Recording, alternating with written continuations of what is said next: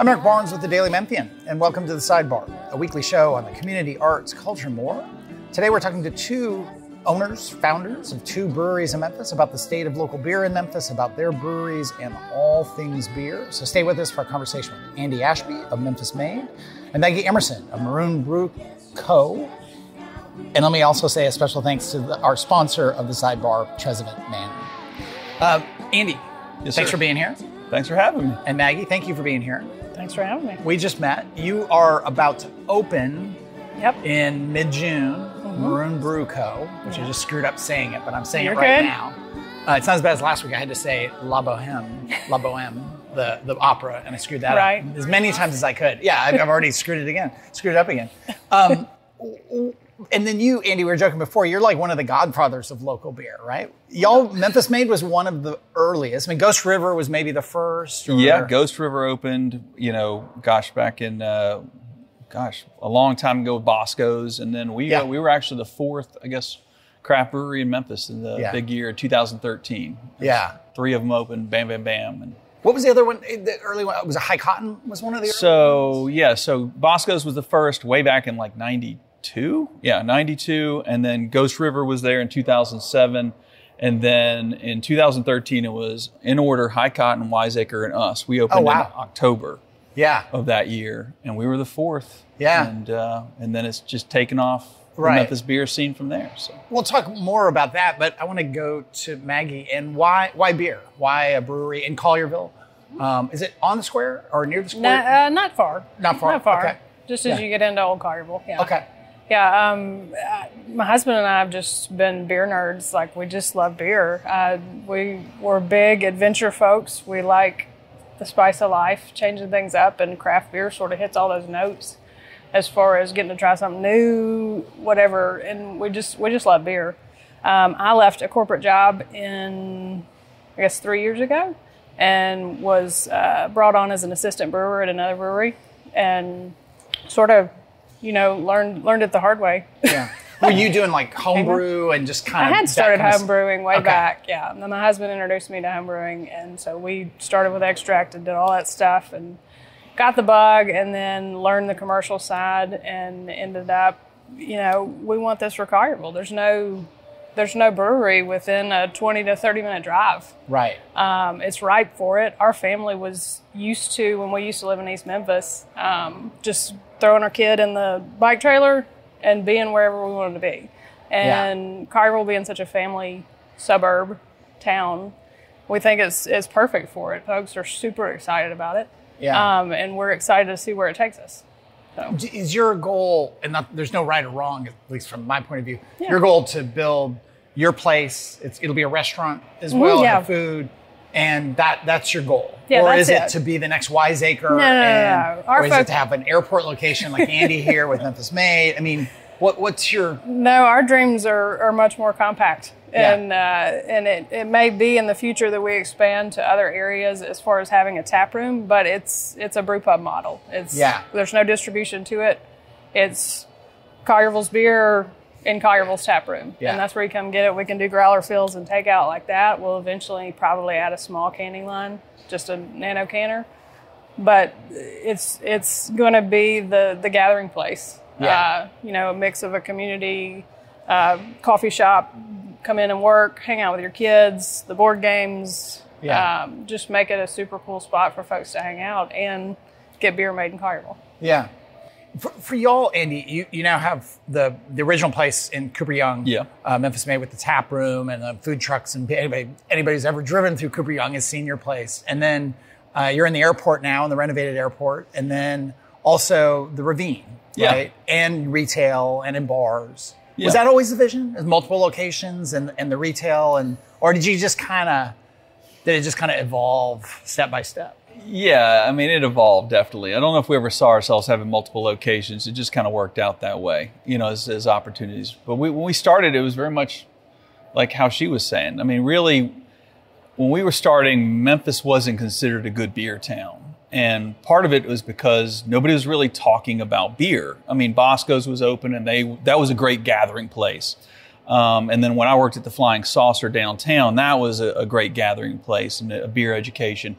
But, Ghost River opened up, I guess, in 2007, and they didn't have a tap room initially. So there was conversations about beer, and you'd go into a store or you'd be at the Saucer, and you'd just be beer from Nashville or be beer from, Colorado or California. And we really just wanted to one of our early goals was to make Memphis a beer city, to have these conversations and talk about it. So it was, and I think, the guys at Wiseacre and High Cotton had a similar idea. We were all looking around saying, why don't we have breweries here? And so from there, we got started, and we opened in 2013, the tap room 2014. And then thankfully we kind of needed capacity right away. Yeah. And part of that was with the downtown spot. So we started that right before the pandemic. Yeah. Which took everybody out of the knees. Well, tell people who haven't seen it, or talk about where it is. It's an incredible location. It's a very cool, it's in the Edge District, but just again, for people who aren't as close to this, the Edge District location is where?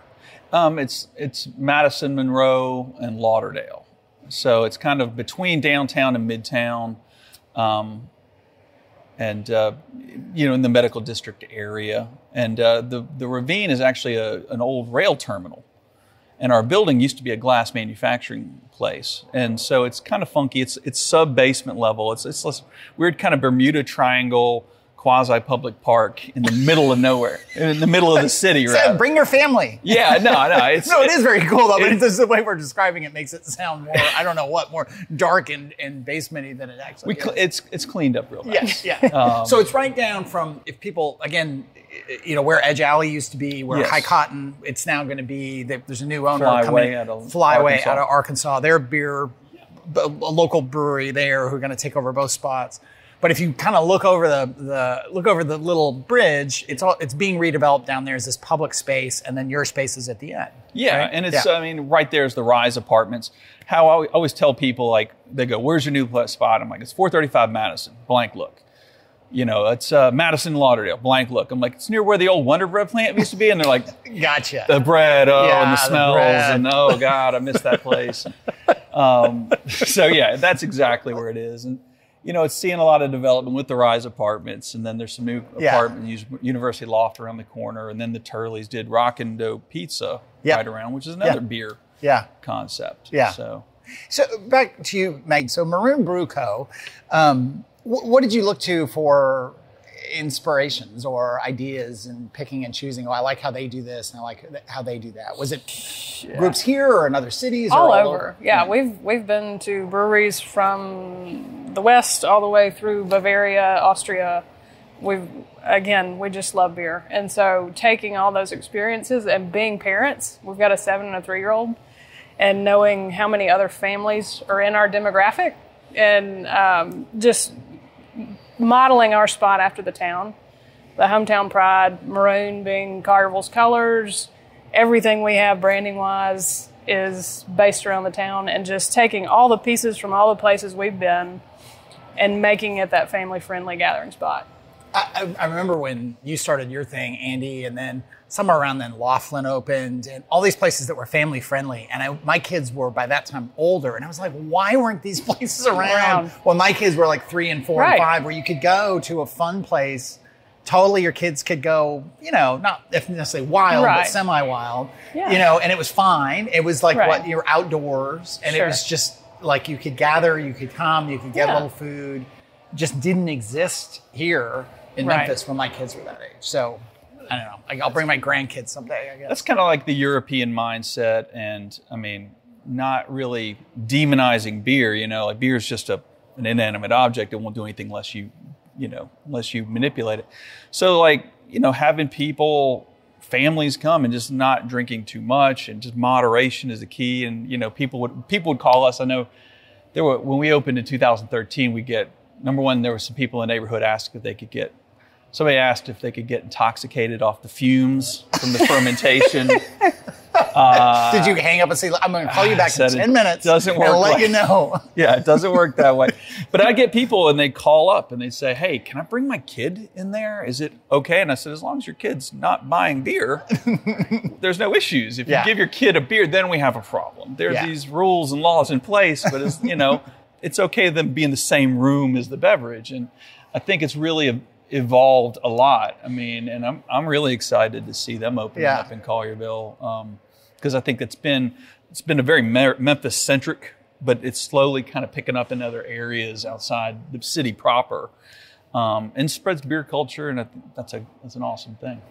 It is interesting, and from the first times you and I have known each other since before you opened this, and you would always talk about the beer culture. Is that still the case now? What there must be 15 plus 20 breweries in local breweries. 15-ish, isn't it? At the end, I just did a talk at the Kiwanis Club, and I added it up, and at the end of this year, we should have 15. And by and large, you all, I mean, you don't have to be ugly, but I'm sure there's always an outlier, but by and large, you all are pretty collegial, right? Yeah. It's, I kind of say it's kind of like... I've got my Memphis made shirt on. She's actually there we go. Yeah. shirt from, right. We get along, but it's like an extended family. There's going to be like a cousin. These two cousins maybe don't get along, but, that's just... But really, we've all been too busy to hang out too much, Like, there's some of these guys I haven't met. I hadn't met her until today. Yeah. And, part of it's we're all trying to run businesses and we're just crazy busy, but we all get along. That's another thing I kind of get from people. They're like, so you guys hate the guys over at like Crosstown or something, or you guys don't like those Wiseacre guys. And I'm like, no, they're fine. They're cool. We get along. When we do the Cooper Young Beer Fest or we do Taste the Rarity or one of their events, we hang out, we talk about, we kind of complain about the same things, really. Distributor, our state laws, and taxes. That's what brewers, you get them in the room together. And that's what the conversation. I want to come back to at least a couple of those things you just mentioned, but let me take a moment to do some housekeeping and remind everyone this is the Sidebar. It airs on WYXR 91.7 every Thursday at 11:30. I'm Eric Barnes, CEO of the Daily Memphian, and the show here is focused on community, arts, culture, everything in between. It's one of a number of podcasts we do at the Daily Memphian, including Soundbites that Chris Harrington and Holly Whitfield host. That's our food podcast, as well as a show here on WYXR every Thursday at 11. We also have our Memphis Grizzlies podcast, hosted by Chris again and Drew Hill. All our podcasts are on the Daily Memphian site, as well as iTunes, Spotify, wherever you get your podcasts. You can also get all the WYXR shows, the talk shows and the music shows at WYXR.org, or download the WYXR app. They've got archives of all the shows. Go back, listen to anything you want. It's pretty great.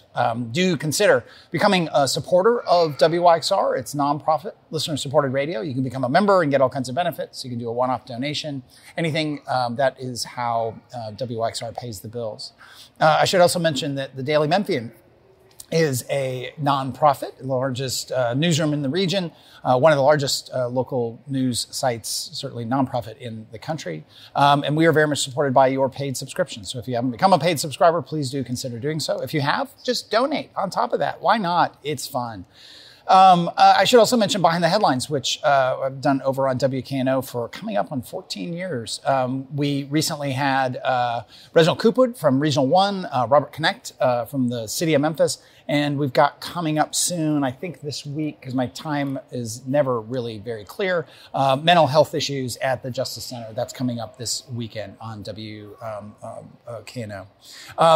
Recently on the Sidebar, we had folks from Upper Memphis on, as well as Philip Ashley was on, talking about chocolate and talking about chocolate politics, all kinds of interesting things. And Pedro Velasquez from LifeDoc, talking about all the challenges and the opportunities of helping folks who often don't have health care. They are able to serve them in the neighborhoods and throughout Memphis. That's LifeDoc.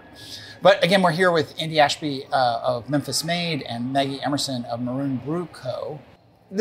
One of the things I remember when you were launching, Andy, you all had to get some state laws changed to be able to have the tap rooms, right? Or it was like crazy. All states' liquor laws are crazy. Yes. They're all really weird. I mean, they're just weird. Yeah.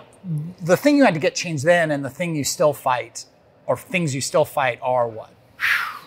Well, gosh. Well, I mean, it's a constant, really. I mean, I know Bosco's actually, Chuck Skypeck had to get laws changed in '92 for them to open in Saddle Creek. And I believe they were the first like brew pub kind of new brewery in the state. And they had to go to war for that. And then actually an early guy who did a lot of heavy lifting for us was Bryce Timmons, who's a lawyer. He used to be with High Cotton. He's no longer with them. But he had to get a lot of the laws changed as far as just allowing us to do what we needed to do as far as tap rooms, a lot of just basic kind of stuff that a lot of other states would take for granted. But then there's also been some changes as far as there was a tax law on the state level. Basically, anything above 6.2% ABV was taxed at a different rate. 6.2% alcohol yes. content. Go ahead. Sorry. No, it's cool. So that was just this kind of random, silly law that really limited beer in Memphis and the state of Tennessee, and had to get that changed. They upped it to just north of 10%, I think, and then the taxes take 10.1. So it's been constant, and luckily for us, Tennessee Craft Brewers Guild in Nashville really finally kind of took off in earnest a couple years ago. They've been fighting a lot of battles just for breweries that we just, you're doing your nose to the grindstone in Memphis, and you're trying to, brew beer and sell beer and market beer and have events. You don't have time to go to Nashville and petition, John Q, lawmaker, this obscure thing that he doesn't even understand. So many of these laws, just editorialized for a second, these laws are so weird, and all these different states I've lived in.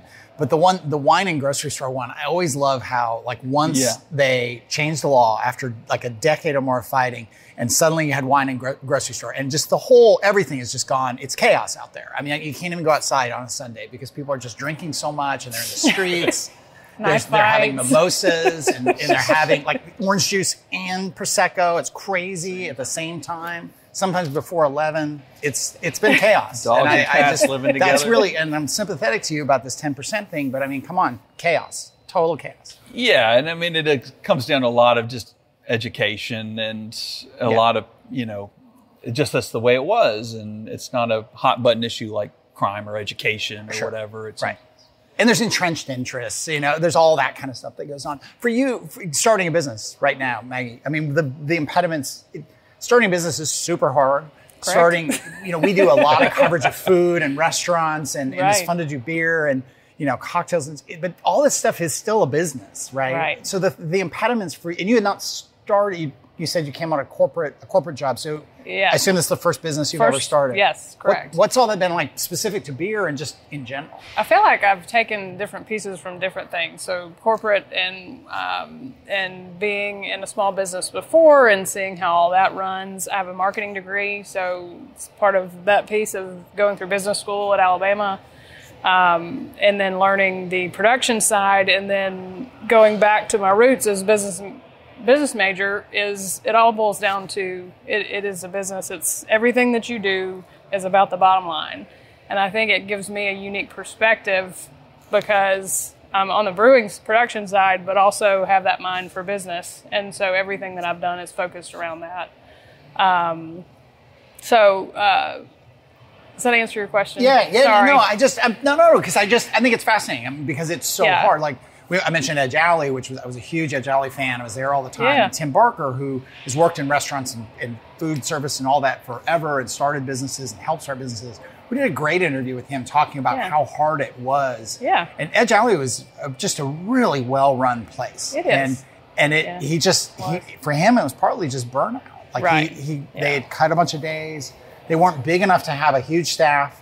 They were small enough that he was working 60 hours a week. Right. Like, it's just, and I was just always the beneficiary of, granted, I had to pay, to eat and drink there, but I was it was always a place of great, it was really pleasant for me. It was not for Tim, always so pleasant. So I'm always fascinated by it. I started with the business plan. Before we even started anything, I said, I want to put numbers to paper and really start from my vision for the company all the way through food costs. And once I felt solid about that, that's when we went to do financing and all that other stuff. And keeping that as the focus. Yes, that's an ever-changing document, but everything that we make decision-wise going back to that. But it's been a big adjustment to to try and keep all the balls in the air. Yeah. But we're doing it, and we're going to get there, and it's going to be awesome once it is. Talk about the beer you're going to serve. You're going to make and serve. A little of everything. Truly, when I say, like, I'm that, for distribution breweries, I'm that person everybody hates because I want to try something new. And I get it. I mean, I've been on that side too. Like, I understand, but I like trying new stuff. So I think the fun part about being a brew pub is there is no distribution. There's no, this beer's got to be this and whatever. I can brew everything. So when we open, we'll have 10 taps. One will be non-alcoholic, soda lemonade. My daughter's looking forward to formulating that recipe. Lonnie's lemonade, sparkling lemonade. Future brewer. Right. And we'll have basically from light to dark, hoppy to malty, everything, and we'll just kind of keep it fun and keep it light, and the recipe creation is most of the fun. Plugging it in and saying, I think this will taste really good, and then getting to see the product at the end. So we'll have a little of everything. You mentioned that's a non-alcoholic one, but there now. I'm not up on all these things, but I'm going to some of these breweries and there are these seltzers now. Like, was that a change in the law, or is that just somebody said, nah, let's give it a try? No, it's always been kind of available. Yeah. As long as you use malt sugar. Yeah. Oh, okay. Back to the weird technicalities of the law. So we'll have a seltzer as well. And is that partly just? I assume that's just because not everybody likes beer. I mean, or because it helps with the good. It does. Now gluten-free, and people who don't like beer for sure. Was that the right way? Aficionado. Said that it's partly the gluten-free thing. That makes sense too. Would you ever want to be able to? You can't serve wine, right? You can't serve drinks in a brewery or not without different kind of licensing. Or we can as a brew pub. You can as a brew pub. Adding I guess Bosco's does. That's right. Yeah. Would you ever at Memphis Made? Is that something? We're considering it for the new location, but it would be some additional licenses and stuff. And fees and costs and just stuff you have to do. Yes. Yeah. Initially, I mean, like the thing that Bryce kind of got going was a production facility with tasting room. That's what we are. And that allows us to brew in the same space and then also sell beer to retail. Whereas in a lot of, you can't have manufacturing and retail like touching each other. Yeah, Tennessee Brew Works used to have a plywood room in the front of their tap room. It was literally like you walk in the tap room and there's a plywood room where they could sell their retail. So it was a separate space. Well, I love you. Like, you go to a brewery and you can't buy a 6-pack of beer and have a beer on site, right? Like, yes, that's against the law. That's not just people being like jerks. No. Like, I'm just trying to be difficult. Well, and it's just funny. I'm not even joking, but like when brewers get together, they do complain. One of the things about the other laws, like in each state. But like I know in like Georgia and Atlanta, which is a very big city. I mean, it was only a couple of years ago that you couldn't like buy beer, like you had to do like a tour to get a beer, and there was this song and dance you had to do. I think you kind of have to at Old Dominic. I think that's still, maybe they've changed that now, but that was a rule when they opened that you could get a drink there, but only as part of the tour, and that may have changed. But you're just kind of going, what? Are we not all adults? I mean, exactly, and and it's funny. There is actually economic benefits to being loose about this. This is one story. I was like, when Sierra Nevada was looking to build their East Coast brewery, they considered East Tennessee and Western North Carolina. And they went to North Carolina straight away. And this is a story I've always heard, that basically the economic development people reached out to them and said, why'd you pick them so quick? And it was like, your beer laws are horrible. You get the 6.2 thing, you can't do this, you can't do this, you can't do this, you can't do this, you got to do this to do this. And North Carolina's was easy. And now you look at like Asheville, and they have 4 or 5 regional breweries that were West Coast, and there's hundreds and hundreds and hundreds of jobs. And it's very much kind of government, if we just kind of get out of the way a little bit, and it would help a lot of us. I don't know, we've kind of succeeded in spite of a lot of this stuff. Am I right? I think I'm right about this. The big brewing companies, the Anheuser-Busch, the big international ones, have really been declining. Their revenue's been declining for many of the past years. Like they make up for it by acquiring. Yes. But the dynamic is that actually there are fewer people drinking Bud and Bud Light and Corona. And so I may have the exact brands wrong, but the gist of the big multinationals is that they are by and large in decline. For y'all, when you look around the country, breweries of your various sizes, regional ones like Wiseacre, you're a regional one too, kind of. Yeah, right, I mean, right? we're in all over straight to yeah. Tennessee, Missouri, and North Mississippi. Is it nationally? Is it stable, declining, increasing? I mean, right now it's a fight. I'm not going to lie to you. I mean, I think the Memphis market, the greater Memphis area has done well. But I mean, it's a challenge. I mean, drinking habits change a lot. You're seeing a lot of challenges from RTDs, like ready to drinks, and THC. Like a little mixed drink in a can, kind of thing. White Claw, whatever, any of those kinds of drinks. Okay. You know, and then like the THC drinks, and you're seeing just a lot of things. But Can you sell those?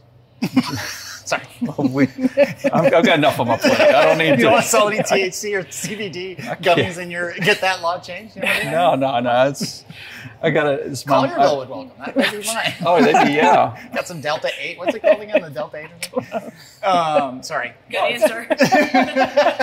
There's no answer from the people. The license is at stake. But yeah, it's I don't know. It's a challenging. It's always challenging. It's always something in this business, right, you know. Right. But yeah, I mean, we're just a non-alcoholic beer. Either of you have y'all done one? We haven't, but we talked about it. What's the big one? The Athletic. I heard a really interesting story. I think it was a Wall Street Journal podcast about that long story about how that came about, and this guy had to shop it around, and everybody thought he was nuts, and now it's just a hugely successful. Mm-hmm. It's called the Athletic Brewing. Athletic Brewing. Yeah, we first saw it at Ironman races. They had. Yeah. That's when they introduced it, and I was like, "Whoa, what?" That it was good. Yeah, I mean, for a non-alcoholic beer, yeah. Yeah. It's interesting. We're about out of time. I always try to ask people because WXR is a music station. So I'll start with you, Andy. What was the first concert you went to? Okay, Tesla.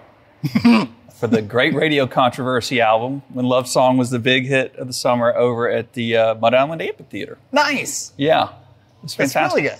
It's great. About how old were you? Gosh, early teens. Yeah. That's a good one. That's really good. Maggie, first concert? I think it was Amy Grant at the Coliseum. Is that because your dad's sitting here and you're like, you can't talk about the other shows you've been to? He's not Mike. When I suddenly realized that, you're like, well, I actually went and saw, I was at Tesla. I was 7. You know, no. So was Amy Grant at the Coliseum? Yeah, I think that was it. Yeah. That's pretty good. We've had some Amy Grants. We've never had Tesla, but we've definitely had an Amy Grant or 2 or 3. So thank you both for being here. Again, Memphis made Andy Ashby and Maggie Emerson from Maroon Brew Co., which is opening sometime in January. No, sometime in June. I was so happy with myself pronouncing it correctly. Sometime in June out in Collierville. Thank you both for being here. That is all the time we have this week. If you missed any of the show, you can get the full episode on wyxr.org or at the Daily Memphian or wherever you get your podcasts. The Sidebar airs on WYXR 91.7 every Thursday at 11:30. Please tune into all our podcasts wherever you get your podcasts. Thanks, and we'll see you next week. Bye.